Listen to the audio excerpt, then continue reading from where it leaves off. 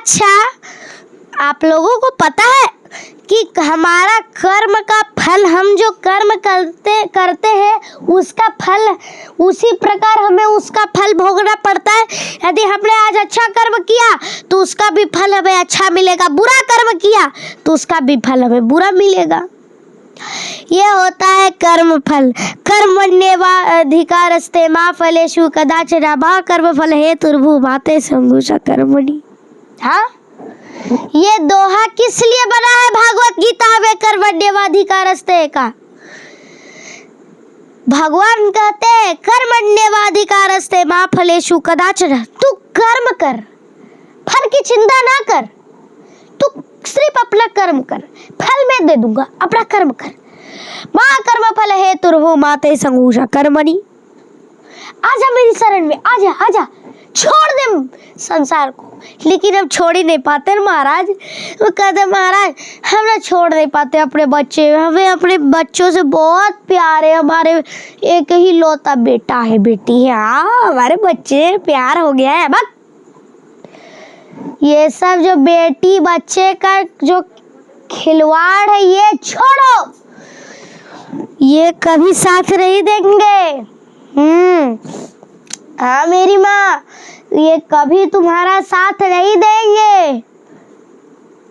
और वही भगवान फिर तुम्हें जब नर्कवासी होगे तो कहोगे, तो फिर भगवान यमराज तुम्हें कहेंगे तो भगवान ने तुम्हें कहा था ना तू आजा मेरी शरण में, तो तू क्यों नहीं आया? तो एक तरफ से भगवान की बात यदि हम नहीं मानते हैं तो वो भी एक गलत कार्य होता है। भगवान की बात मानो, क्योंकि सृष्टि का पालन कौन किया है? भगवान। अब भगवान की ही मर्जी सब चलता है ना सृष्टि, तो उनकी बात मानो।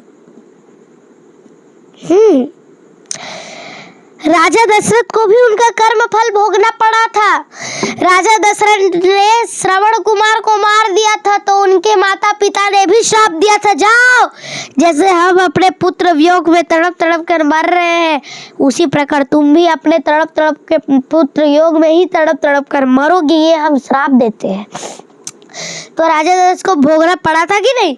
हे राम हे राम हे राम, आ जाओ राम करते करते राजा दशरथ मर गए थे, मृत्यु हो गई थी। तो जब देखो भगवान के भी पिता को कर्म फल भोगना पड़ा, तो हम और आप कौन से मिट्टी है? हमें भी भोगना पड़ेगा। कर्म का फल तो भगवान को भी भोगना पड़ता है। कर्म का फल व्यक्ति को उस प्रकार ढूंढ लेता है जैसे 100 गायों के बीच बछड़ा अपनी माँ को ढूंढ लेता है।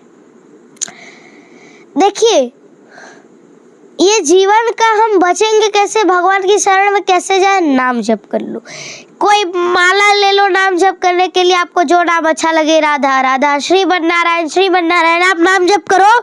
श्रीमन नारायण आप नाम जप करो।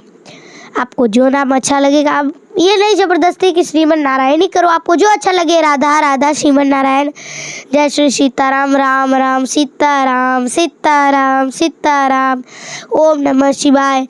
और दुनिया का सबसे पावरफुल जप करने वाला मंत्र, यदि ये इसका नाम जप आप करोगे तो फिर आप तो भगवान के धाम चले जाओगे। हर रोज नाम जप करोगे इसका। तो कौन सा मंत्र?